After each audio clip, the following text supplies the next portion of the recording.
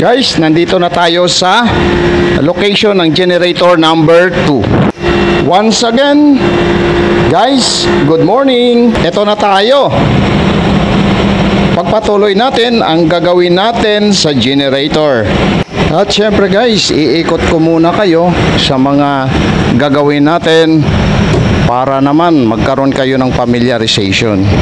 I-inspectionin din natin yung every parts kung malinis na at ready nang isalpak yung mga pyesa na ilalagay natin sa generator number 2. Kaya tuloy-tuloy lang hanggang sa ito'y matapos na guys.